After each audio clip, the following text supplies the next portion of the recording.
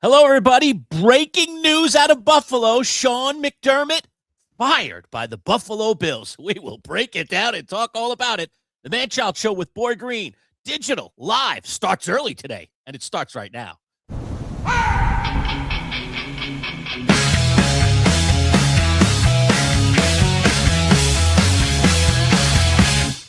Let's go! Manchild wanna talk to you. 'Cause when Tony's born, it's always coming through.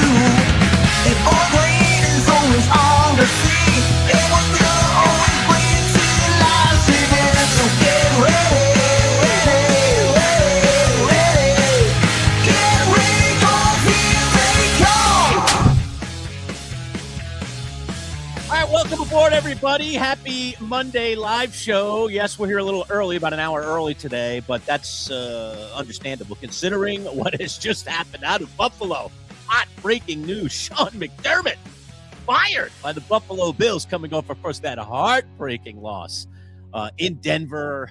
We'll talk about the play. I thought that was going to be topic A today. Was it a catch? Was it a turnover? Which way would you go on this one? I mean, man, it seems like one of those 50-50 kind of things, but that's not topic A this morning. The head coach, who's been there for 9 full seasons. All right, he's been in the league for 17 years, spent the rest of his time as a defensive coordinator, both with Philadelphia and then Carolina before he becomes the head coach of the Bills. This guy's been through heck and more with the Buffalo Bills, including, of course, the Damar Hamlin moment there, that evening game where we all sat there with bated breath wondering if this guy was going to be okay. Thank God he was. A lot of connections to Bills Mafia and the Bills community. So this is more than just a football coach no longer coaching a football team. This is a guy that was very connected to the Buffalo community, now no longer in his job. By the way, the one other thing we know before I pass it over to my partner, Boy Green, for his take on this is Brandon Beane, the general manager at this point, we have heard is still in his job. So he was obviously part of this decision, but I'm sure that ownership obviously was in on this as well, and maybe they were ultimately the linchpin here in making this happen. Boy Green, give me your immediate take. Man, I can't believe it. I'm shocked. Yeah. And just to carry over real quick on the Brandon Beane thing, similar to your Giants situation, Lurch, the initial phrasing from ownership is that Brandon Beane will lead the search to find the next head coach the same way. Joe the Giants situation. Yeah, right. But even still, even though they said that, I think a lot of us were on pins and needles. Is Joe Shane really safe? And then when it got into the heat of the Harbaugh thing, we're like, oh my God, is he about to like Trent Baalke in Jacksonville? Yeah, they said he was safe, and then all of a sudden he wasn't. So we weren't sure about that in the Shane situation. Obviously, it all cleared out and changed there, and we can talk about that later. But for the Bills thing, it seems like at this point, Brandon Beane will lead the search. Just to say this, I mean, did I think it was possible? Yes, I did. When Sean McDermott was going crazy and calling the Buffalo News from the team plane and explaining the play and his thoughts on, you just felt like only a person would react that way. How does someone think? I go back to Game of Thrones, Peter Baelish. How does one think? Put yourself in their shoes and think about their motives. Why would they be doing what they do? And that could sort of explain what they're going through. And only a person on the hot seat would have been doing those kind of things or feeling the heat of the situation. And the crazy thing is that Sean McDermott, 9 seasons in Buffalo, 8 playoff appearances, 98-50 regular season record, 5 AFC East titles, fired. And to me, if you're a Bills person out there, this is a ballsy move. And here's what I mean. Because Sean McDermott was a good coach. He was. Look at all those things I just said. He took them from the doldrums. They were in the middle of the 17-year playoff drought during his tenure there, and he ended that drought. That's even longer than my Jets playoff drought that's going on right now. So to fire him and to try to get something better is a bold move. And again, everyone wants to fire people. Who the hell are you replacing them with? And the thing if you're a Jets fan watching this right now, and I did a short on my channel, whoo, thank God the Bills won last week. Because if the Bills were willing to fire him after the divisional round, you think they would have definitely been willing to fire him after the wild card round. And they missed out on 3 candidates that are gone. John Harbaugh went to your Giants. I imagine he would have been very titillated by the possibility to be with the reigning MVP, Absolutely. Josh Allen. So John Harbaugh off the market. Thank God, no chance there. Matt LaFleur re-signed. He signed an extension a couple of days ago with the Green Bay Packers. They could have traded for Matt LaFleur, and he could have been like, whoa, Buffalo, Josh Allen. And then, of course, the third one of that group, and I put him third for a reason, Kevin Stefanski. two-time coach of the year. I was sort of down on him, 8 wins over the last 2 years, but he goes to Atlanta. The timing of this, if you're a Jets fan, is like, thank God, because a lot of spectacular candidates can no longer go there. Now, I have no idea if this just happened. I have no idea who the hell they're going to hire, but they lost out on some big-time candidates because of that win. So if you're a Jets fan watching this, great. If you're a Bills fan, boy, I don't know who's at the top of this list because a lot of candidates are gone already. Yeah, I agree. I'm very happy as a Giants fan that, this isn't, that Harbaugh's not still out there because Right? Oh my God. tantalizing. I mean, you go from Jackson Dart, who's a promising quarterback, to the guy who's the reigning MVP. That's pretty titillating. I mean, because everybody knows that's a coach. Having the franchise quarterback is the cornerstone to every winning franchise these days. And so to have a guy who is locked, all right, and is arguably one of the best players in the NFL, not just at the position, but period, as your guy to go forward, regardless of what the rest of the roster is. I don't even care. I mean, when you have that, you have, kind of the golden ticket in a lot of ways. And now you just got to, enhance the roster around him. Plus, you have a fan base in Buffalo. I know Buffalo isn't the biggest market in the world. It's not all that far from where we are. But it is as loyal a fan base as a city as you'll ever find in the NFL. Could be number one in terms of that regard. So they really, really embrace their people in Buffalo. They embrace their causes. They're just a great, great, hearty group.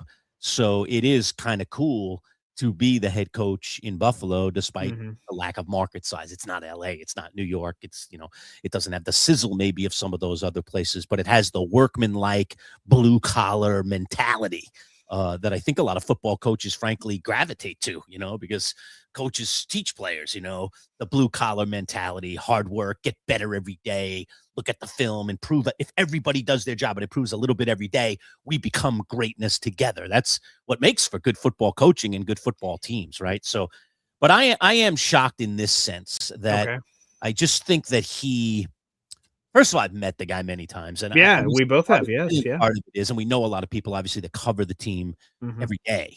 In every instance, whether it's someone, a secondary source, or myself, or you as primary sources, he's just a good dude. I mean, he's a guy who's just a good guy, salt of the earth, kind of wears it on his sleeve. I think we saw that. I know that there are a lot of people out there in the football world today that aren't Bills fans or are particularly anti-Bills fans who were kind of scoffing at a couple of things that came out of the Buffalo loss. Number one, that, Josh Allen went up to the podium in tears. There were a lot of people, oh, what a wimp, what a come on, give me a break, grow up. You had 15 minutes. You had 15 minutes to cry. Walk into the room, and compose yourself and answer some questions. So a lot of people that rub people the wrong way. It didn't rub me wrong at all. I just feel like the guy's got his heart and soul involved. But I just get response from people I know like, what a crybaby. Give me a break, man. Come on, grow up, MVP, blah, blah, all this crazy stuff. And then McDermott obviously electing to use the bully pulpit of the post-game presser, and as you said, even beyond, to, dig in on the call that he thought should have gone the other way. And just quickly, I'll let you respond to all of that, Boy Green, because I've unpacked a lot. Just quickly, I know we'll talk about this more later. For me, the play, I think the good thing about someone like myself, I look at it this way, all right? I think I'm fairly objective because I'm not a diehard Bills fan. I might lean, hey, I wanted Buffalo to win that game, but I'm not a diehard Bills fan. I'm not going to put myself in that category. The team I root for. Everybody that watches the podcast knows what team I root for. So I think there is a level of objectivity when I look at the play. When I saw the play in real time, I thought it was a pick. Okay. Yeah. When I saw the replay and tried to apply what I believe the rules to be about catches in the NFL, which we can have a whole discussion about, I thought it should have been a catch for the Bills. But it should have been Cook's down. They're going to kick the game-winning field goal. They're going on. They're moving to them like joy, happy, joy, that they're moving on. Because, as you know, I picked them to go to the Super Bowl. Yes, right. Just rooting for my own personal, picks. No big deal again. I think I can maintain objectivity. And then after watching it over and over again and then hearing those that really know the intricacies of the rule talk about the rule, then I was kind of waffling back to, I guess it really was an interception if this is the way the rule's supposed to be applied. This is one of those cases where the guy must survive the ground. We've heard that thing before. Sure. In general, I'm just going to say I hate the rule the way it stands. I hate that we have to have this unbelievably microscopic discussion about whether something's a catch or not. I've said this for years, Boy Green, so this is not changing code in any way. The rules in football, whether it be financial rules, whether it be draft rules, whether it be on-field rules, should always be easy for fans to interpret and understand. And here we are again in the great debate where 50% of the country thinks it was a horrible call and 50% of the people in the world think it was a great call. We shouldn't have that. That's bad rule then. That's bad rule making. Make the rule easy to interpret for everyone so that there is no debate. Some people would say there is no debate, but that's because you're on one side or the other. Go ahead. I'm sorry. That was a lot to unpack. No, first up, I just have to get to this, right? So I mentioned that, from my weird Jets perspective, thank God they could have hired one of these crazy guys. And then you start to think okay, who could the Bills hire? Who Yes. emerges?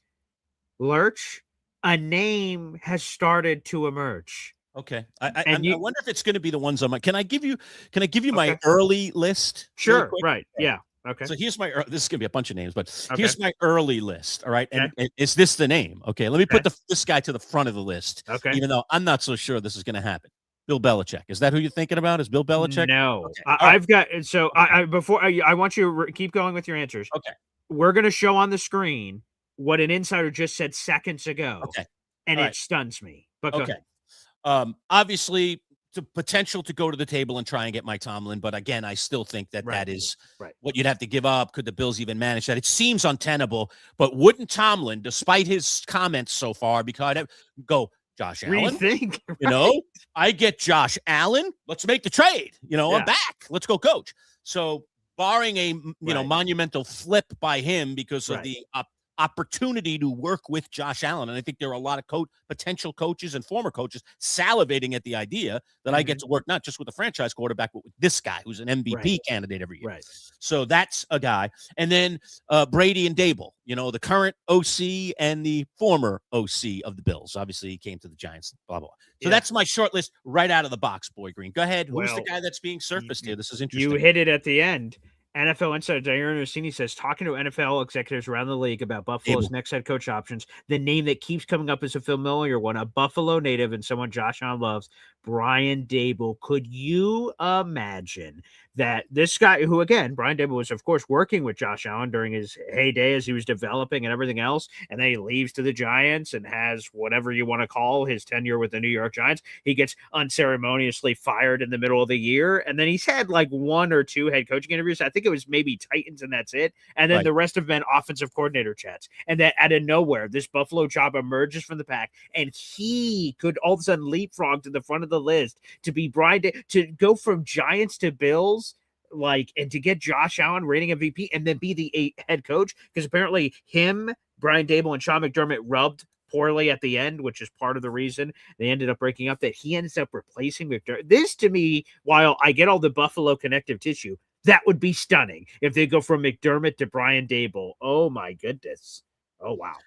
And again, just to go back to Belichick for a minute, and we can vamp on this Dable thing a little bit. Sure. Would Belichick, I know he keeps saying he won't stay in college and yada, yada, yada, but the opportunity to skunk his former owner, who clearly it didn't end particularly well with, wouldn't that be, wouldn't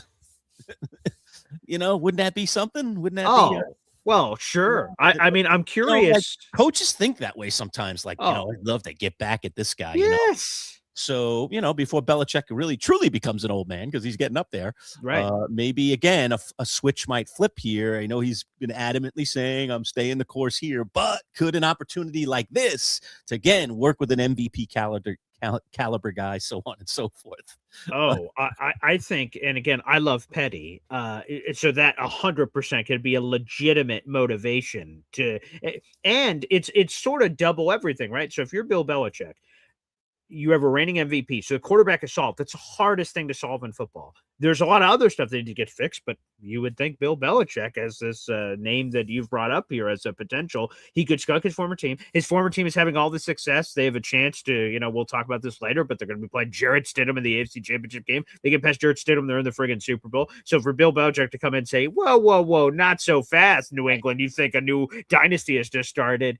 Daddy's home and Bill Belichick's here. I mean, there'd be something pretty captivating about that. But if you're Buffalo, you have to stare yourself in the mirror and say, okay, Sean McDermott was great, but what did we think he was missing that we think someone else can replace? Because again, anytime you fire someone, you have to immediately turn around and say, well, who the hell is replacing him and who's going to be better? Because McDermott, again, I want to reiterate this, was really, really good. Did they max out with him? Obviously, Buffalo thinks so. That's what I think. We got as far as we could with him, and he was really good, but we're not satisfied with being really good. We want to win the Super Bowl, and he has been unable to do so with this MVP quarterback. And now we need to see if someone else. We got to shake the Etch-a-Sketch and see if someone else we can plug in that piece to the puzzle, and then all of a sudden it recalibrates here. So no, Bill Belichick should 100% be in the conversation, both from Belichick's perspective, again, back in the league and going back at him, and for Buffalo's standpoint of like, I don't see an obvious name outside of Tomlin, which we talked about at the beginning. If that would make me change my mind. Wait a second. I'm sorry. What now? Oh, sure. Yeah. Break schmake. Sorry, fam. Do you hear? Josh Allen's available. So 100%. That would spice it up too. We have a lot of comments. Is that our pal Jake Asman in the comments there? Looking at Jake Asman. Welcome aboard, Jake. Yes. So Boy Green, direction towards you. Obviously, we've been having some recent conversations with Jake about Aaron Glenn and whether or not the Jets should have kept them. Jake is very, very steadfast on his position that the Jets are making a terrible mistake. They need to rethink it. And now, as these guys just become more and more available, now Sean McDermott's out there. Yes, Go right. flip to Sean McDermott and have a guy that, again, has this big track record. Give me your thoughts about what Jake is saying here. Yeah, yes. BG, thoughts on Woody keeping the worst head coach in football? Thanks. I'll hang up and listen. Member for 18 months. Appreciate that, Jake. Here, let me throw this nugget out there because this goes to what Jake's saying, right? Nearly a third of the league has had openings this offseason. We've had 10 total openings, okay, across the entire shish kebab. But again, your Giants finally got it done with Harbaugh. That was getting a little weird and dicey, but they got John Harbaugh. He's in Giants land. Kevin Stefanski's in Falcons land. Both of them get their 5-year deals. Those are locked up. So we have 8 openings right now with Buffalo just joining the mix. And we'll get someone else brought up another opening. I'll get to that in a second about how that could affect this McDermott situation. We'll get to that in a second. But here's the nugget from Adam Schefter. I have it right here somewhere. Where is it? Oh, yeah. The 10 NFL head coach changes are the most in a single hiring cycle since there were 10 before the 2022 season. You say, 3 years or 4 years, that's not that big of a deal. But it's tied for the most all time, along with off seasons in 1978, 1997, 2006. So 2022 is sort of unique with all the openings that happened like in season and stuff, but 10, like this is tied for the most all time, a third of the league roster turnover. And there are insiders at the end of the year saying, sorry guys, this might be a light year, only 4 or 5. And we've doubled that. It's up to 10. So long way of short of going back to Jake's thing here about Woody keeping the worst head coach in football. Again, I've said it before and I'll say it again. I respect that Woody has conviction here, that he's not being like other people. All the cool kids are jumping off the bridge. You should jump off the bridge. Like he has made a decision and he should stick by it. I don't want him being wishy-washy. I don't want him like what happened with Robert Saleh, who, by the way, he could get hired today for a head coaching job. The thing that I don't want is that Woody Johnson said that Saleh was good to come back in what was that, 2024? Yeah, last year. So the year before this season going on right now. In 2024, he said, Robert Saleh's my guy. I'm sticking with him. 5 weeks into the season, he changed his mind and fired him. So obviously he wasn't that committed to Robert Saleh, and he didn't. If he has that same level of commitment to AG that he says he's really for him, but 5 weeks into the season, if they're 0-5, he'd fire him, then he should fire AG right now in this very moment. And that's it. However, if he is fully committed to AG and he says, I don't care how of course he cares. He wants them to win. But if they start similarly, I'm not pulling the plug, I'm committed to AG, then he should stick to AG. He should not be influenced by what all the other kids in the neighborhood are doing here. I get it. Sean McDermott has been wildly successful. AG has been nothing. He has 1 year in the league. And we're saying, look, if the Bills are firing their guy, shouldn't we fire our guy? Sean, for the Bills in their situation, they believe they've maxed out. They believe they can't get any further with Sean McDermott, that they've peaked. AG, well, we certainly haven't peaked at 3-14. It's 1 year, and they're willing to let him see this thing through, whether you agree with it or not. A lot of people don't. So, I know it's unpopular, and I know people are going to throw heavy objects in my direction. I respect that Woody Johnson is convicted with this decision. He picked AG. He's riding with AG, and we as Jet fans need to hope that he made the right decision and he's rocking out. I'm glad that he's not just willy-nilly changing it. Yeah, there is this thought when you follow a team, in some ways that you're following laundry in a lot of ways. We've talked about that over the years. And I think that there is this thing, regardless of whether you always agree, and a lot of times we don't, with what ownership / management is doing, we still kind of come to this conclusion a lot of times that, well, there are guys, therefore, even though I disagree, I'm going to support in some way, I'm going to stay the course. I'm going to trust, dare I say. Now, sometimes that trust is very misguided. And in the case of the Jets, I can understand the anger being out there about, the lack of trust. Like, I'm that way with the Giants. Like, I don't love a lot of the things that they did. I hated when they hired Dave Gettleman, but then once they hired him, I was like, all right, come on, let's go, Gettleman, let's do this thing. Right. You assimilate into, you want the team to win, you want to do the right thing, so you do. So I don't know. It's that's, to me, is that mirrors this AG thing in some way, that you just like, okay, I've pushed trust back to my ownership and my leadership group, and we've got all these picks and all these things. Now let's see what kind of fruits it creates. And if it doesn't, then eventually we'll make a change. We'll probably make a change at the end of next year, I guess. But they did give this guy a 5-year contract. To me, that stings. Like 1 year in to just say, yeah, we're just going to eat 4 years and go. And then the theory is, and then go hire somebody really good. Let's just say Sean McDermott was even a target for the Jets, that's not going to come cheap. That's not going to come cheaply. Look at what Jim Harbaugh's costing the Giants. Yeah. I mean, I guess we'll get all the details in the upcoming days here. I think they're going to do a presser tomorrow, I think was what I had heard. Yes. I don't know if that's official yet, but I think the Giants are going to today, Martin Luther King Day. Yeah, right. They're going to do a presser tomorrow. And then we'll obviously follow up with Ed Valentine and some of our other Giants insiders on this whole thing. And there'll be some of these details will come out, but it's in the range of $20 million a year. I know these owners are crazy rich, but sure, you give a guy a 5-year deal. Do you know what? I don't remember what I do was. Yeah. So how much are they paying? So it's a 5-year deal, and there are 2 reports out. So we could go with the safer one. All right, go ahead. It's a 5-year deal for no less than $10 million per year. So that means it's a $50 million deal. Although one reporter reported that it's $12 million per year. So it's $60 million. So it's in the ballpark of between 50 and 60 million. 60 million. Yeah. Are you going to light that on fire and then hire the new guy? So that doesn't count for that money. You have to pay him out and then also pay the next guy. Again, people, here's the thing, right? These are billionaires. The fans don't care about their money. Yeah. So, I understand that, but get it. Yeah. Get it. Well, okay. But Jamie here, Brian Flores, next Bills coach. And by the way, credit to Jamie. I want to give him this credit because he'll be asking for it anyway. So let me just get it off my chest. Sure. Right. But Jamie we did a show many weeks ago, right before Black Monday. Where we talked about how many jobs do you think are going to be available, and I went through the list, and I said I think 8 will end up being on the table, including that Miami job. That was my last one. Sure.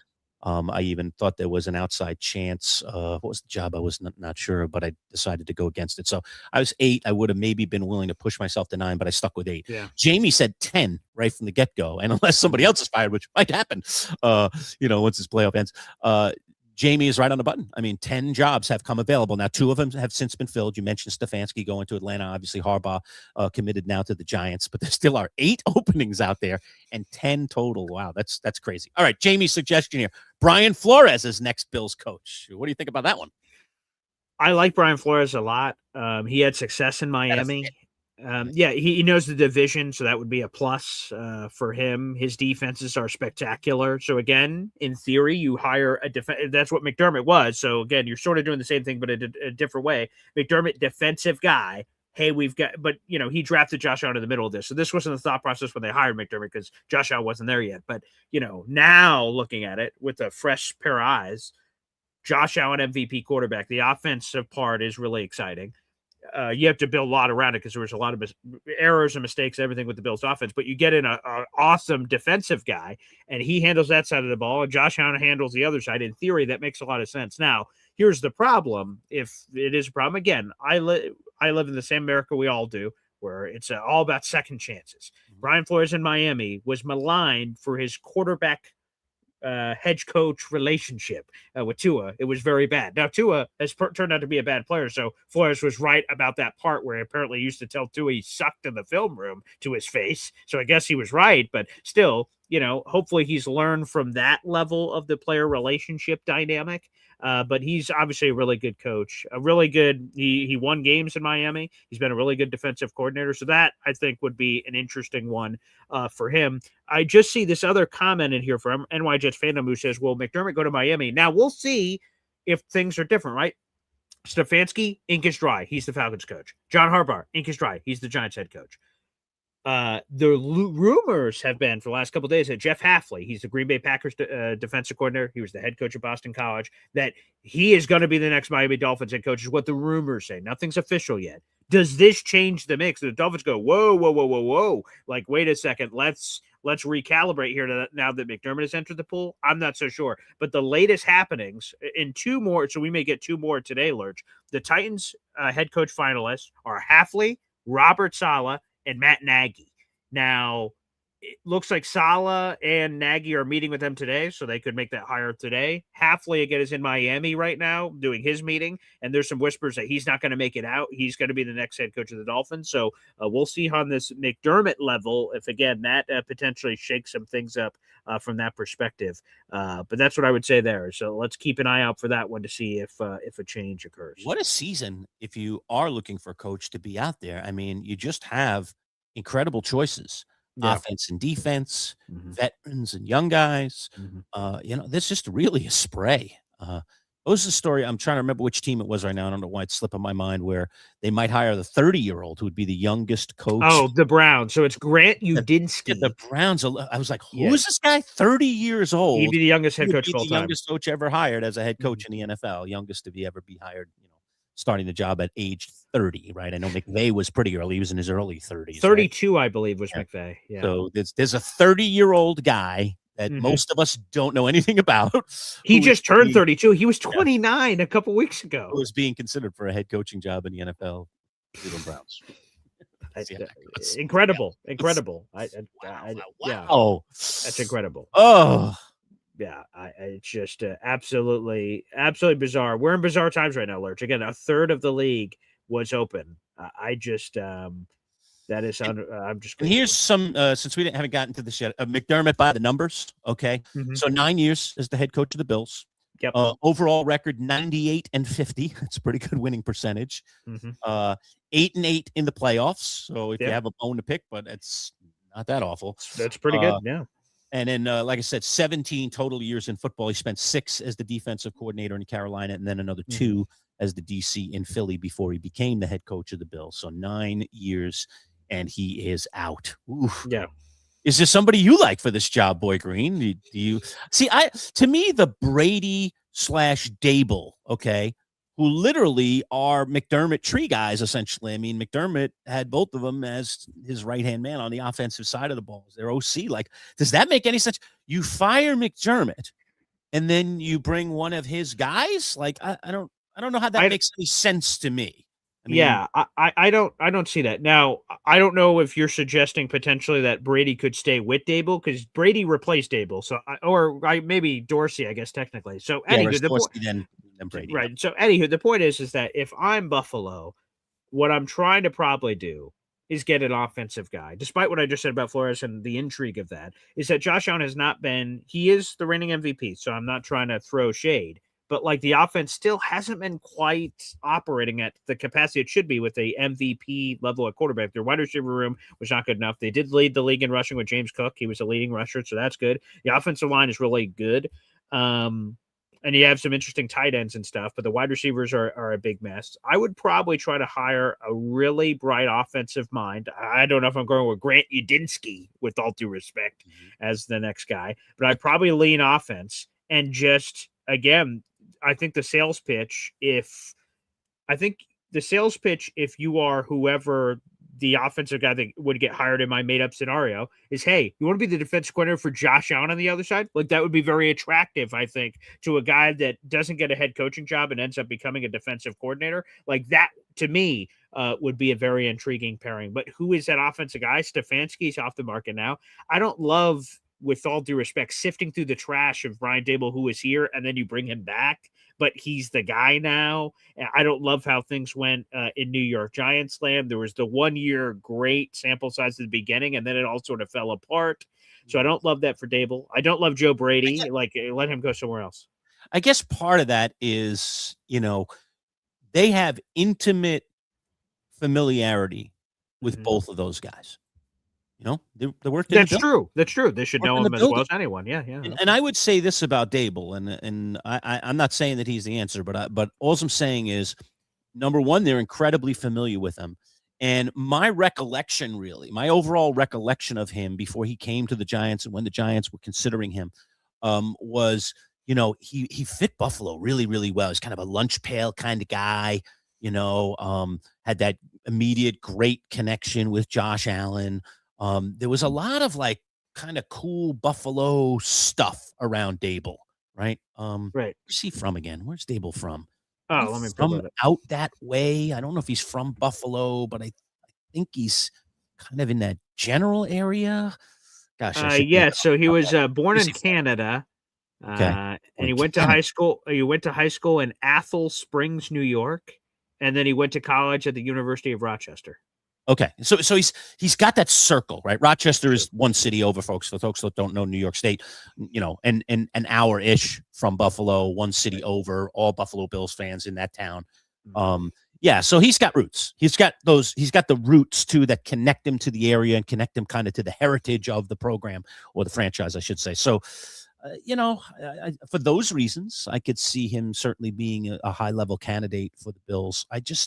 If you're changing out from McDermott, then my thought is you change out to something completely different in hopes of getting to a Super Bowl. That's what their goal is, right? Their take today has to be, Sean McDermott got us to here, but our window is closing. Our quarterback is 30 now. We need somebody to get us to here, to the top.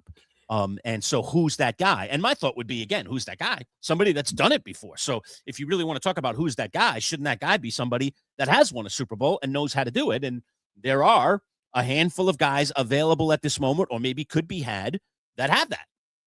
Hey, shouldn't that be the answer for the Bills?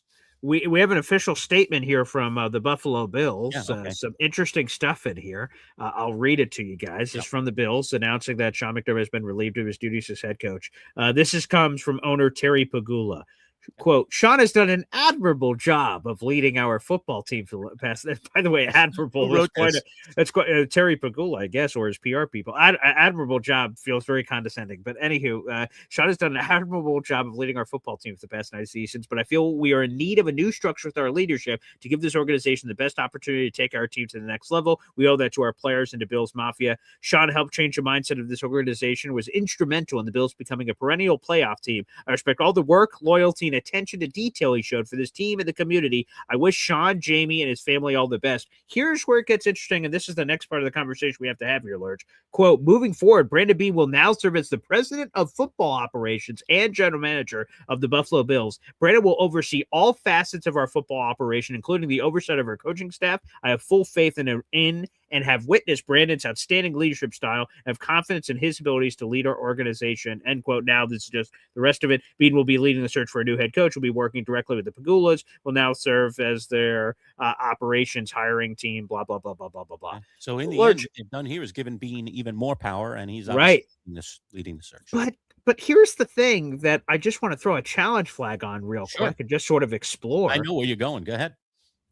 Why are we keeping Brandon Beane if you're the Buffalo Bills? Because here's an interesting stat from ESPN. Since the Bills drafted Josh Allen in 2018, they have drafted 56 players. All right, here's a quick trivia game, Lurch. Here we go. Okay, the Bills since 2018, since they drafted Josh Allen, have drafted 56 players. How many of those 56 players do you think have been Pro Bowlers? Of the 56 that he drafted. Wow. Out of 56 people, how many have been Pro Bowlers? Been a Pro Bowler, yeah. since drafting Josh Allen. So Josh Allen doesn't count. 9. 2 Wow. is the answer to that question. Here are the 2. James Cook, Dawson Knox. 56 players, 2 have been Pro Bowlers. Shout out to Benjamin Solak of ESPN for that. And the whole point is that how do you discern? And this is a question Anthony will explore it more with Anthony Prohaska later this week. He was asking this before this McDermott firing news happened. He was asking over the weekend, and I have the same question. How do you discern what was a McDermott decision and what was a Bean decision? Because the Bills have landed in this place where they didn't get over the hump. Okay, now you assess the operation. You're like, you know what? Sean McDermott is not the guy, but Brandon Bean is. So who is responsible for the terrible drafting? Is that Bean or is that McDermott?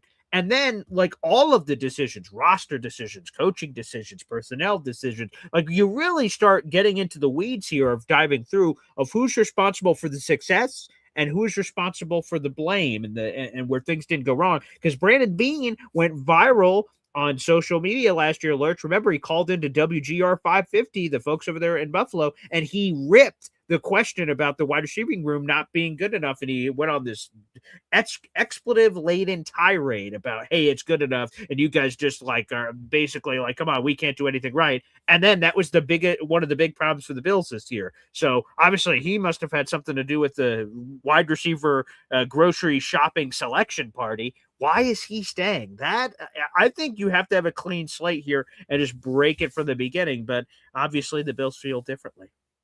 Yeah, there's no question. This is a faith move in Bean. And, in that statement, Paul, early part of that statement, I think I heard you say something like we need a change in the structure, right? Correct. Which is what explains the Brandon Bean director of football the leader, whatever the official title is, right? That's not changing president of football operations. Okay, we're changing the structure. We're making Bean the overlord. Like, if you thought that highly of him, he should have been doing that for the past bunch of years. It's not like he just arrived. Number 2, what are you saying, that McDermott was trumping Bean? I have never sensed that in all my years of covering the Buffalo Bills, that, McDermott was trumping Bean on decisions. It's always been Bean at the head of that table. McDermott's certainly a voice that was being heard, a voice that had ability to contribute to the equation. But I think the end all be all was Brandon Bean. That was always the way that I thought it was in Buffalo. So, and now it sounds like they're blaming McDermott. Like he was the problem. It was, he's the fault that we only have 2 Pro Bowlers out of all those guys. He wasn't making those picks. Brandon Bean was making those picks ultimately. Brandon Bean had the final decision. It's the reason why we spent these last few days. I'm sure, again, more details I'm sure to come out with this as we talk to our Giants insiders about the whole contract situation with John Harbaugh. Obviously, when the Giants and Harbaugh met over the weekend, and before, they were talking a lot about power, what Harbaugh would and wouldn't have say on. And then, it obviously leaked out that they're going to have a deal. And then all of a sudden, now the language of the contract's being drawn up. And obviously, John Harbaugh's like, hold on a second. I really don't want to report directly to Joe Shane. I want to report directly to the Maras and the Tishes. And, when it comes down to we're split on this draft pick, I want it to be clear that I get to say whether we're going to go left or right. So that's what it sounds like. Again, we'll get more deets from our Giants insiders, but I think it was a little bit of that. This is a coach with 18 years of experience and a Super Bowl ring on one of his fingers saying, I don't want to be if we're going to be wrong, I want to be the one wrong. I don't want to be forced to be wrong because my GM has the say. And I think part of that might have been Paul, and I don't know if how much of the bottom we'll get to, not to deviate too much here on the Giants, but the Giants obviously have a contract with Joe Shane too. So did the Giants in some weird way have to change their situation with the Giants or their contract situation with Joe Shane, so that indeed in the end of this whole thing, Joe Shane had to accept a change in his contract so that the contract with John Harbaugh would be relevant. Like you can't just say, Harbaugh, you got the power. And then meanwhile, in Joe Shane's contract, it says he has the power, until until someone like John Harbaugh shows up. So I sense that probably what was going on in these last few days, at the Giants headquarters was, okay, we got to put a contract on paper here for Joe Shane.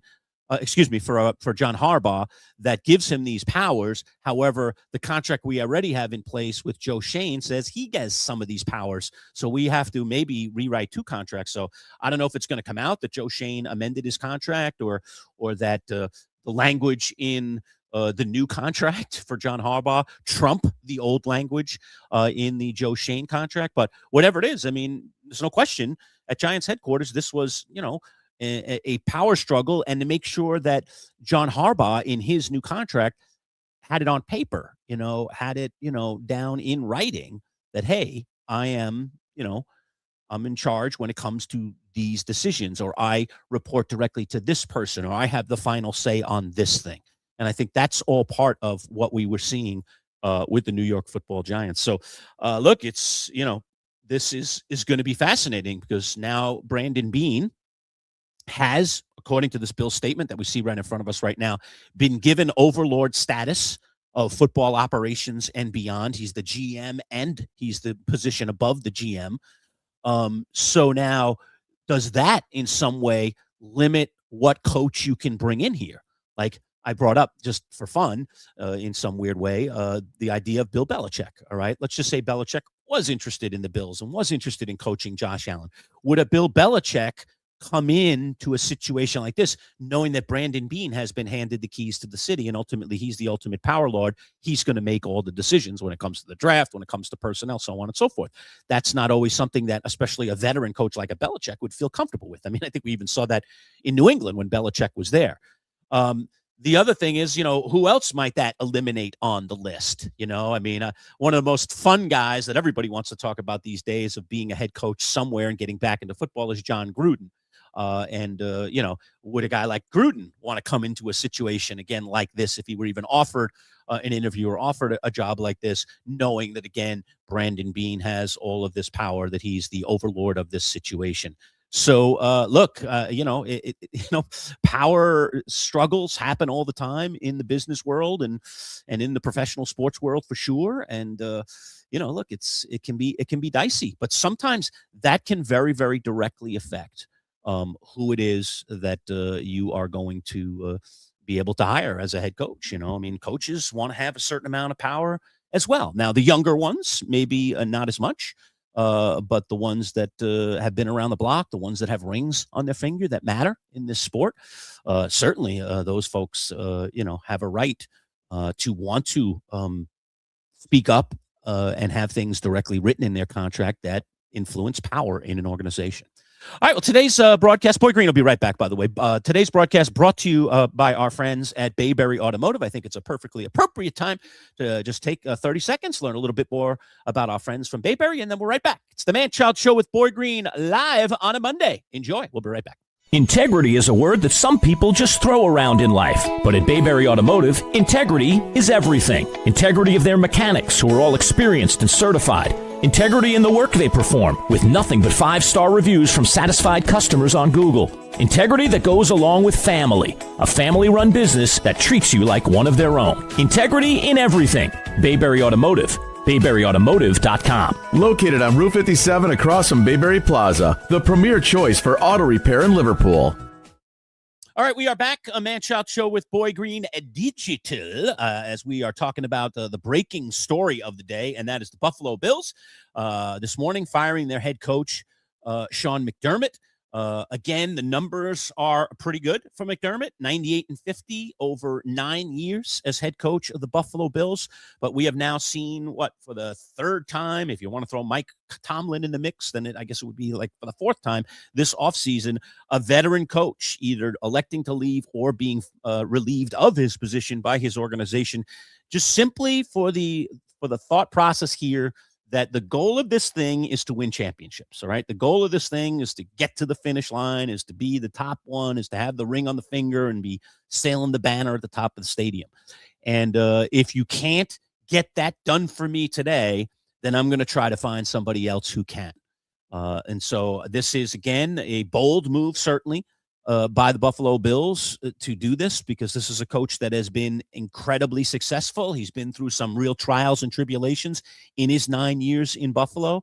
And there have been some glorious victories, and there have been some, tragic / epic defeats, including the one that we saw this past weekend. I mean, wow, you can't get any more tragic and epic than that. So it's bold by the Buffalo Bills. I gotta give them credit. Now, I think the answer here, and Boy Green back with us now, is just where do they go from here? Okay, all right, you're making this bold move. The Ravens just made a bold move too. The Steelers and Tomlin decided to start. Now they're going to have to make a bold move, but who are you getting? Who's next? The grass isn't always greener on the other side when it comes to these kinds of moves. So, Boy Green, your thoughts? Yes, that's the thing. That's the risk here of Buffalo. But, if you're Buffalo, there are two guns on the table, and you're choosing your way to die. Do you die with razor blades and lemon juice, or do you die with a gunshot? What does that mean? Well, razor blades and lemon juice is a very painful way to go. It stings like the Dickens, and it's 1,000 paper cuts. A gunshot, it's just over. So we go through what they've been doing with Sean McDermott. They've been getting close, but not over the hump. Close, but not over the hump. Close. They're winning division titles. They're going to the playoffs. There's respectability around the league. Whoa, man. We got a Week 13 Bills-Chiefs matchup. That's a big deal. Bills are this serious regular season team, but when they get to the playoffs, they aren't over the top. Over the last 9 years, with all due respect to McDermott, they've been dying by razor blades and lemon juice. They've been getting all the way in. Now they are like, there is a limited window where we have this Josh Allen guy, and we want to, every year that we have Josh Allen should be a year we could potentially win the Super Bowl. And they are saying to themselves that they're not going to be complacent with just being relevant in the National Football League. We are going to take out a big piece, which again is risky because it could go one of two ways. It can work, and you can find the right guy that gets you over the hump. Go to our boy NBA style, Mark Jackson and the Golden State Warriors. And you make the bold move. Yeah, I was thinking of that this morning. Go ahead. Right, and then you just make that leap over. They switch out that guy. They bring in Steve Kerr, and suddenly again, Mark Jackson deserves credit for getting them to the 1 yard line. Absolutely.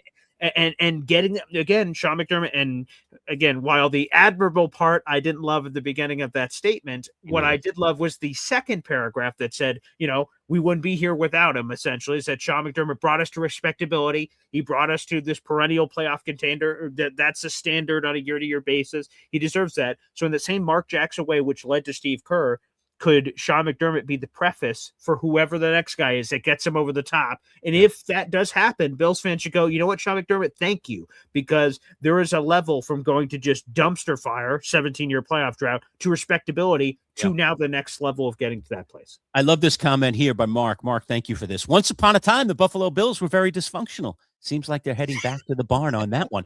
That could be where they go. That could be. Like, they once were a disaster, and this guy gave them credibility. He gave them division titles. He even gave them some wins along the way, and even in the playoffs, but they couldn't get the ring. Right. Okay, is that reason enough to let the guy go? Ooh, right. Could they be headed back to that barn?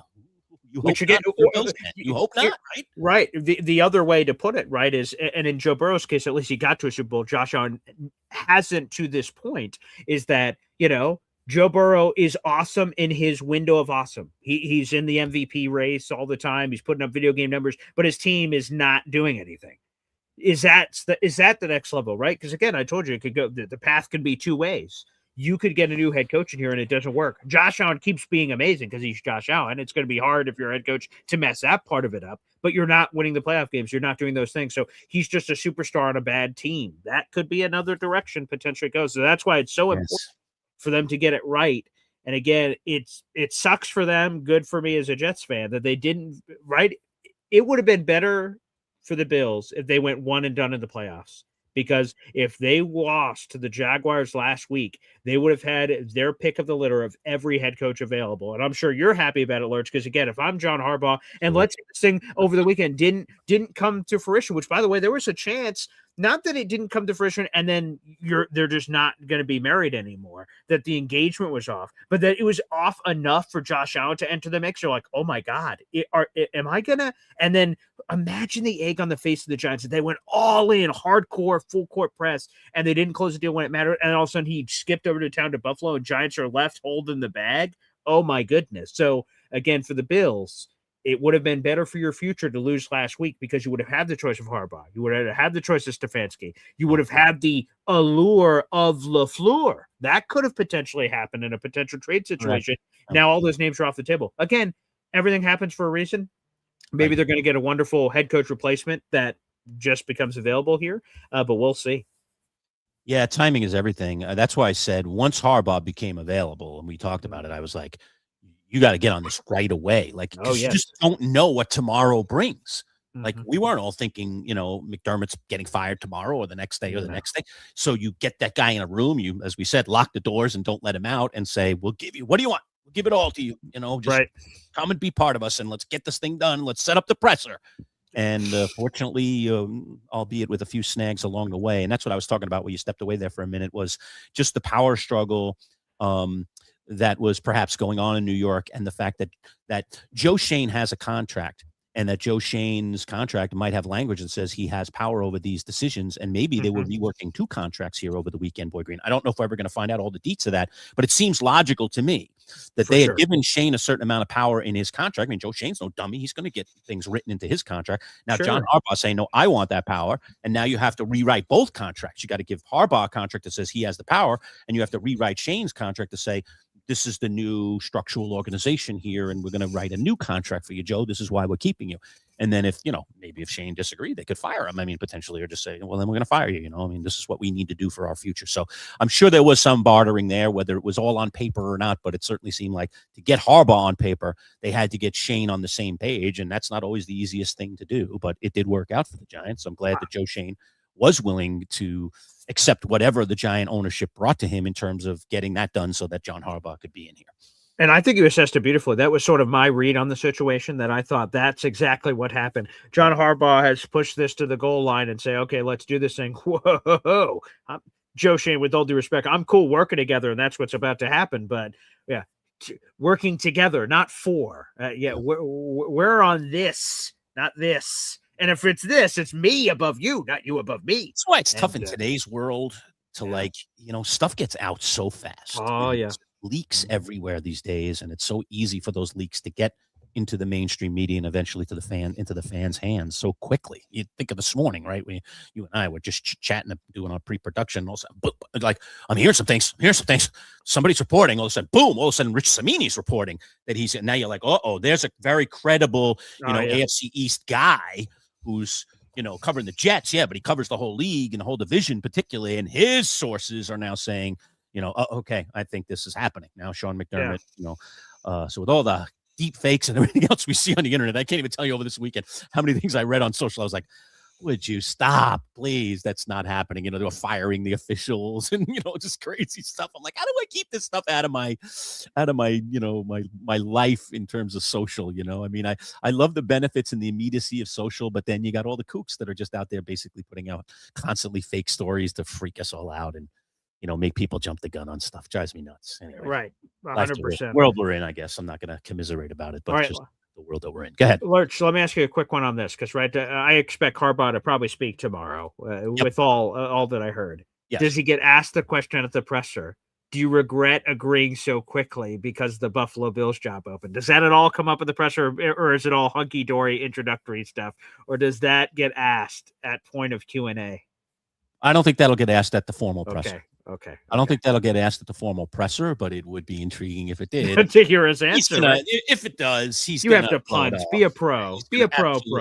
He's absolutely going to punt. So it's not going to get the kind of answer that you're hoping for, right. Saucy answer of some sort, now. This is just bad for business, right? Even if we all are like, come on. Right. And John's like, or even makes a joke about it. As much as the media is in there every day to ask tough questions when they're out there. Sure. This is a tough one if you're in the media to raise your hand and then that's going to be your question. I don't know. There's this kind of tomorrow, assuming he has this press conference tomorrow will be a day of celebration that John Harbaugh, the longtime coach, has now landed on our doorstep, and he's our guy, and he's leading us going forward. And then you're going to be the one idiot in the room that's going to go, excuse me, you regret this decision right now because that Buffalo Bills thing just popped up out of nowhere, and hey, the Steelers are out there too, Could you imagine how that tone changes though, right? Of the press conference. Oh, Harbaugh, how does it feel to go for this iconic franchise? And all this is like, yes, I love it. Jackson Dart, yes, he's terrific. And then that guy in the back, excuse me. There's always a wild card in every room though, so you never know. But oh my God, I don't think so. I don't think so, but it won't shock me. It won't shock me if it does. It won't shock me at all. Which I guess Harbaugh's got to be ready for in this market. So yeah. By the way, we are obviously Boy Green closing in on our 475 mark for subscribers. Yes. So I've got the bubble wrap ready and the box ready. Have you played the video yet? I was going to say no, I didn't. Why don't you play the video? This is what we're giving away. I think we're only need like 5 more subscribers or less. So you can get in right now for absolutely free. You just go to youtube.com right there /@MC Show Digital. All right, and click the subscribe button, and you are literally in the lottery for this. Go ahead, Boy Green. All right, everybody. Our next giveaway is going to be right out of the Manchild's collection. These bobbleheads from the Anchorman, a collection of 4. Check it out. We've got Veronica Corningstone right here. Very cool. Brick Tamlin, the weather guy, the zany weather guy played by Steve Carell. Check out, yes, Brian Fantana with the Sex Panther in his hand. Very, very cool. And then lastly, the sports nut Champ Kind. This collection of bobbleheads going out the door once we get to 475 subscribers. Subscribe now. It's absolutely free. And I know, heartbreakingly, Ron Burgundy is not one of those bobbleheads. It's the story I've told before. I gave it away to a staffer when I was in radio years ago. I got this collection right after the movie came out. I don't think at the time I had any clue about the phenomenon of the movie.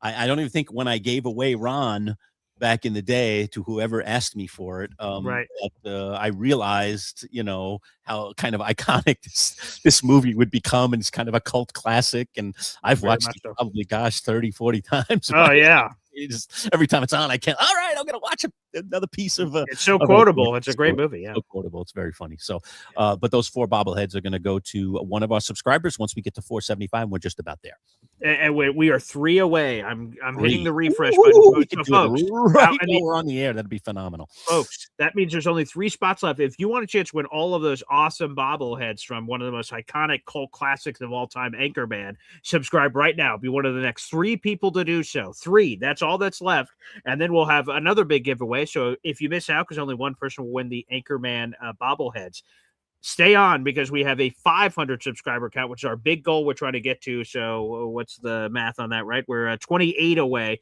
from that giveaway of doing the $500 golf club. So 2 big giveaways. Both of them are free coming up here on the channel. So help us grow the army. Again, it's youtube.com/@MC Show Digital. You could be watching the show in a lot of places. My YouTube channel, my Twitter account, what have you. We have over 300 people in the room, folks. So get it while the getting's good. A couple of free giveaways here on the channel @MC Show Digital. Subscribe right now. Yeah, it's awesome. And again, thanks to every one of you who is already a subscriber. We appreciate your support. Again, we've only been out here about 6 months, so that's awesome. Yeah, so Macho Talk Sports says, yes, the Sex Panther. That's so damn cool. Yeah, he's holding that little bottle of Sex Panther in his hand. And remember, folks, 60% of the time, it works every time. So great line. Oh, he just joined. Oh, wait, let me see the latest count. Who just joined? Macho Talk Sports. Hey, Macho. We are 2 away, folks. 2. Thank you to Macho Talk Sports for joining the growing army. We are 2 away, people. 2 people. There's 2 spots left for the Anchorman bobbleheads. Rush over right now. YouTube.com/@MC Show Digital. We can do it live here on the show, and we'll be giving that away. So, folks, 2 spots left. Get it while the getting's good. I've only promised this so many times. So, once 476, you're in for the golf club, but not for the bobblehead. So get it right now. And hopefully we could celebrate here on the show, Lurch. That'd be amazing. Yeah, that'd be really cool. So, and then don't forget, when we get to 500, which we're only a little more than 25 away from, we will be giving away that $400 golf club, courtesy of our friends at Play It Again. You've got it. All right, hold on. I got to reach over and get it. Okay, that's all right. Okay. Yeah, it's been a while since we've shown it. Okay, people may have forgotten. Sitting in the corner here the whole time, all right, is a Cleveland Highbore XL, all right, for all you golf nuts out there. Golf season will be here before you know it. Hard to even think about it here in central New York, the way the weather has been.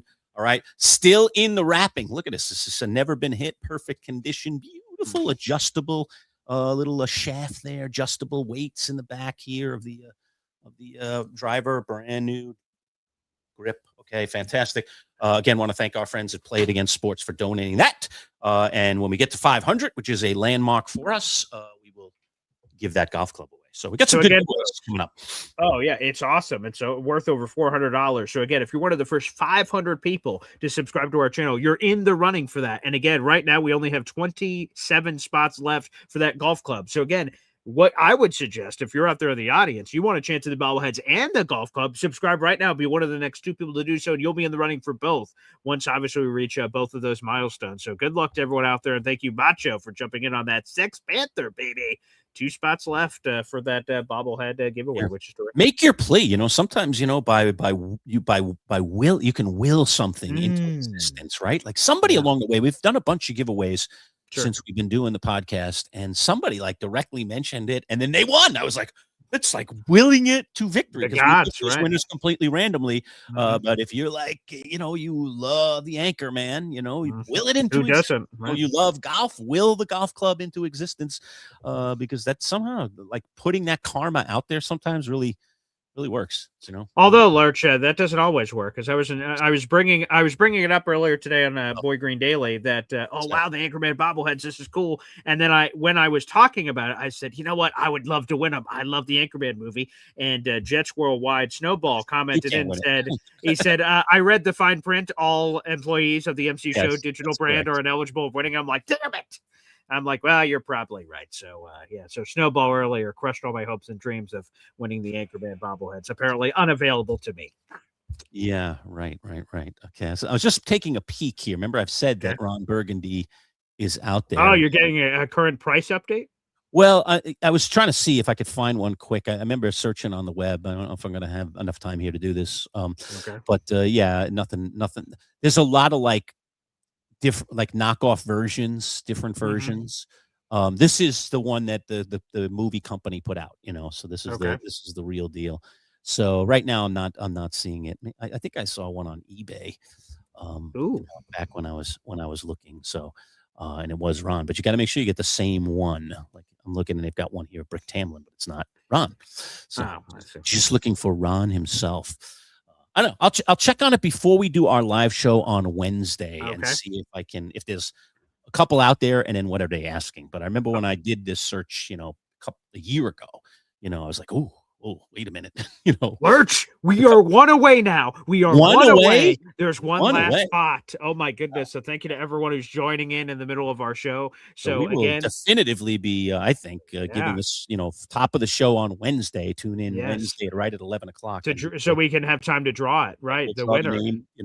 Probably later today if we get to it. Today. So one last person. So good luck to anyone while we're live here for a little bit longer. Again, folks, subscribe to that YouTube channel. You'll be eligible for our Anchorman bobblehead giveaway. So thank you to Macho Talk Sports and everyone else who's subscribing right now. We are one away from 475. Lurch, it's so cool, especially with how long it's taken for us to gain these subscribers, of how much hard work it takes to build this community and piece by piece by piece. So it's going to be an absolute euphoric celebration when we get to 475, hopefully today, but also for 500 and all the rest as we continue on down the journey. It's pretty cool. Yeah, well, I told you, I'm super excited, just to be now in a world where we can produce merch and be able to put merch out there for people to pick up. So we're starting with a very simple item. I'll introduce that item once we get to 500, but literally I'm expecting the items to arrive on my doorstep in the next, day or two. So, terrific. We'll see how they came out. I did a cool creative thing. We've got a cool logo that's going along with it as part of our VIP experience. So some big announcements coming our way and some cool stuff for sure for people to benefit from following us and being a subscriber and being loyal to our brand. We really appreciate it. Like I said, we've been at this, I've been at this for nearly 30 years, television and radio. Paul joined me about 9 years ago. We've been working together, worked a long time together on radio. Now we've obviously unearthed this YouTube channel, and it's been a blast. It's so much fun to put content out, to be involved in these terrific sports stories. It's fantastic. So Lurch, It's happened. Way to go, people. Way to go. Three, Fantastic, man. four, People are so good. 500%. So this is terrific, exciting. Thank you, everyone. That guarantees, of course, that we'll be doing it. Our giveaway on the Wednesday live show. So thank you, everybody, for jumping on. Let's freaking go. This is great. All right. 25 more to 500. That's a cool landmark. I just like the sound of it. Yeah, it does. It does. There is an evenness to it for sure. There is I'm trying to find some proper music or something to celebrate, us reaching this. Oh, here we go. Yeah. Here it is. Here he goes. Let me affect volume here.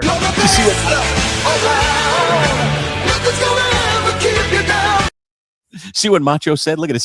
He's getting too into the drawing now. He just subscribed from his wife's account. I love it. Like, go ahead, corrupt other people's accounts. Go do it. I don't care, man. Go get us some peeps. I bet you we can make your wife be glad that she has that subscription. Well, now we're up to 476 subscribers now. So, wow, they continue to pour in.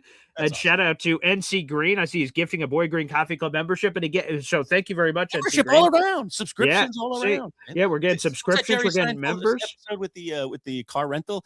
You just keep them away. Yeah, you that's can't right. Just give them away. Nope. And here we are. You can't just take them. Reservations. You can't just take them. Yeah. Everyone, can take the reservation, but holding the reservation is the other, which is great. That's subscriptions away. We're giving them away. That's one of the greatest bits I've ever seen in my life. And then he says, I'm going to go talk to my manager. And then he turns to Elaine and says, hey, this is what they're doing back there. She's talking to no one. So let's pretend to have a conversation. So when they come back out like this and move my mouth and pretend like I'm saying things, which is absolutely terrific. So thank you, everybody. We just passed it, and keep those subscriptions coming. So, Macho, your wife, children, anybody, get them to subscribe, because the faster we get to the 500 total, obviously the faster we're doing these other giveaways. So Anchorman giveaway, Booyah, bobbleheads, it's coming. We'll be doing that on Wednesday's live show. We'll announce who's the lucky winner of that. We'll draw that by a random draw. And then for 500, that's the next big one that's coming up. And then, hey, like NC Green gifting a Boy Green Coffee Club membership, maybe there's some memberships coming in the future for the MC Show digital channel where you'll be able to do that in a different way. So we'll see. So NC Green, that got added to your raffle ticket prize. You get 10 raffle tickets to our contest. So thank you very much. Appreciate it. And man, this has been a pretty fun journey, Lurch, of doing all this here with all the memberships and everybody and breaking news. And man, this digital journey has been a different kind of experience for sure. And by the way, that membership from NC Green went to Mercy F8. You are now a member to the Boy Green Coffee Club. Nice. Thank you, Mercy. And thank you, NC Green. We're not going to have enough time to talk about all the playoff games. I have to admit, I am awful at picking playoff games. I mentioned this a couple of weeks ago. After having a very good week last week, I have turned back to myself when it comes to the playoffs. I went 0 for 4 in our pick segment, so that's going to be embarrassing to have to reveal on Friday, but I'm already very well aware of it. Interesting. Only one of my teams won that I picked, which is disappointing, but I do believe the Rams are going to win the whole thing, so I'm riding. My ride or die right now is the Rams. I lost the Bills, obviously, in heartbreaking fashion. I mean, if I just came out of the weekend with the Rams and the Bills, regardless of whether they covered or not, I would have been thrilled. Even 0 and 4, but I had those two teams still alive. Now I got to deal with the Broncos and the Seahawks and the Patriots, all teams that I thought weren't going to get there.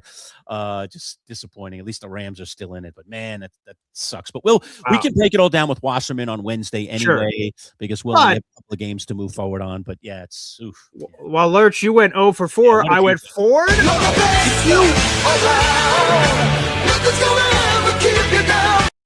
You went Oppo on every game from me? Apparently, I didn't even realize. I didn't realize. So here are the ones that I picked, right? So let's It's an absolute crime, just knowing how the segment played out, that I let you get away with Seattle on a lone wolf. And I said it at the time. I was like, I shouldn't have done it. I shouldn't have done it. I really shouldn't have done it. How dare you people? I honestly, while I don't like Seattle to go the whole distance, and I still, even despite their great performance, I still feel a little that way. I'm a little scared now, but I still feel a little bit that way. The fact of the matter is that I really didn't like him against the Niners. I really liked him against the Niners. I didn't think the 7 was that big a deal, but I just I've been so like anti-Sam Darnold that I just wanted to like stay on that pulpit, but it was just a dumb pick. So if I got one really dumb one wrong, that's the one. But it doesn't matter. I made the pick. I have to live with my conscience, but I let you have that one solo. But the others, so 4-0, and here they are. So again, I just like the Broncos. God forgive you for taking the Patriots as a Jet fan. I mean, just I said it too. Despicable thing just to get a win in the picks to take. The Patriots. And I want to make this clear. Fans that are watching, he picked the Patriots. I did, unfortunately. He picked the Patriots. So the Broncos won again. I was rooting for the Bills to lose, and also I just thought the Broncos are getting disrespected. They started as a 1.5 point dog at home. Like, how disrespectful! Even though they ended up being a 1.5 point favorite. So Broncos. I love Sammy in Seattle, and you bastards let me have the number 1 seed in the NFC as a lone wolf. Okay, all day, baby. And then we go to the Sunday games, and I wanted Houston to win, but I didn't trust the offense, and that was the right decision. New England out beat disaster Houston. Again. 2 weeks in a row of disaster. Come on, CJ. What are you doing? And then I get the we could call it a backdoor cover, I guess, if you want to, but like 3.5, and Chicago loses by 3. Game. Come on, chef's kiss, baby. 4-0. So I haven't counted up everyone else's picks yet, but I think a champion may just already be crowned. Well, you're in position now. I mean, you'd have to probably lose out to lose it, probably. And even then, I don't think so, because right ahead, I was 5-1 in the wild card, and if I'm 4-0 now, I've got 9 wins. Who the hell's catching depends, me? I guess, what Matt did. You know, Matt, right? Yeah. So it's you and or Matt. That's it. It doesn't matter what anyone else did. Even this week, they're not going to be able to catch up with you going 4-0. You've way distanced yourself. So it's just a matter of what Matt did, because I was awful. Now I know Matt and I weren't together on every game, but we were definitely together on a game or two. So you definitely beat Matt. The question is, how badly did you beat him? I don't remember how many games he was on in my corner or not, but we agreed and disagreed on some games. That's my recollection. So that means he must have obviously got a handful of those. So yeah, maybe he's 2-2. It could even be 3-1, or it could be 1-3. I'm not sure, but he's not 0-4 like me, because he wasn't on the same teams that I was on across the board. Because I know, Lurch, you took a lot of greatness, and over here sitting on this desk, because we still have to organize it all, as the fantasy championship, and you being crowned and saying, "Oh, this is going to be great." And then Paul, the pizza is going to be great. Let's invite everyone out and do pizza that you can have none of course, but that I want you to be there to see it all, like a sicko. But should we have some sort of a trophy for the playoff champion? What a great challenge it is to pick them from a week-to-week basis of a handful of games when it matters most, when the light shine brightest. I think we should crown me in some way. I'm going to be honest. Yeah. Picking games is hard, man. Picking anything, especially in the playoffs.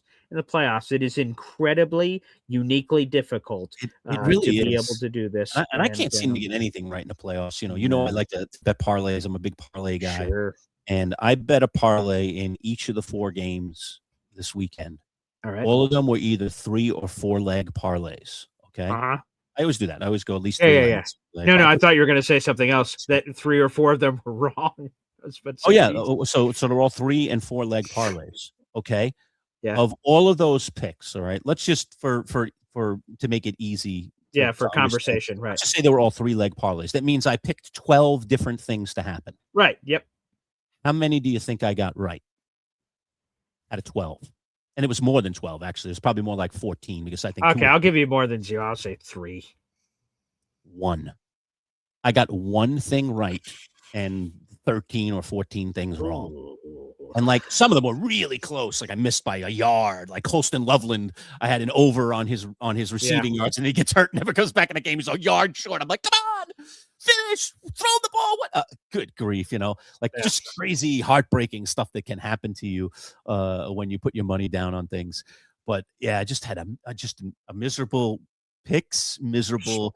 I like to do the player props and I like to do the player props most of the time. Sometimes I might pick a game or an under or an over, and include it in the combo in the parlay. But I like to do the player props. I love to look at them and then really try to think who's going to perform well, who's going to perform under par, and do the over under stuff. Of course, injuries and all that kind of stuff can screw you up, as it did with Colston Loveland, who got hurt at the end of that game, and clearly easily topped those yards if he was in the game. I mean, Cole Kmet caught that miracle play.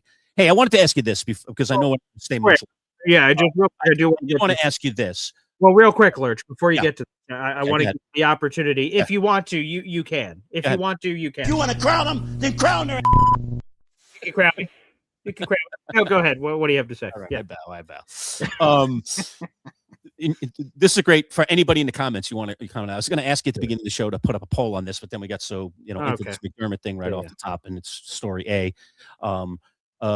Better play, Okay. You have to make a decision now. Better Got it. play. The Butte one-handed catch Oh, or the unbelievable. Caleb throw. Better play. The Butte catch or the Caleb throw. Oh, it's If you easy saw for me. either of those two play, it's They easy were for me terrific. too, and I wonder if we're going to agree. But it's easy for me. I Yeah. wonder if we're going to choose the same thing. So again, the booty back of the, oh my God, that was just an all day. Like people were dropping normal passes in the wintry mix of conditions. So to have him one-handed in the end zone on one of the best corners in football, Derek Stingley, was insane. But come on, man, Caleb Williams on where it's do He's or running die. for his life. Right, and He's you 20 know, to 25 yards behind the line of scrimmage by the time he launches that, and he the has two guys situation bearing down on him. He's like on fourth throwing off his down. back foot. Oh my God. And so, yeah, to me, it's clearly the Caleb Williams play. But you factor in you factor in just the play itself. If it was first down, second down, third down, doesn't matter. But then you factor in that it was fourth down and that it was do or die. If he misses that, the game's over and he loses. His team is out. So to circle back, Chris Berman, back, and then just and then Loveland, and like so he chucks it, and we're all like, it feels like it's going in slow-mo. You're like, there's no way. Like it's just a random Hail Mary shot. Maybe like a couple of guys are going to jump up, and I see Loveland clearing out. I'm like, no way. And he catches up, like, no way. And I'm like freaking out to myself. It's me. It's Komet. I mean, and it's just me and my daughter in the living room watching. I'm just like, that's unbelievable. And then the crowd's electric. And I love that Tirico and Collinsworth just shut up. Just let the crowd know. Like shoot to pants of the crowd as they're losing it. And you're just like, oh my goodness, they are the Miracle Bears. Wow, they're the team of destiny. They can't be stopped.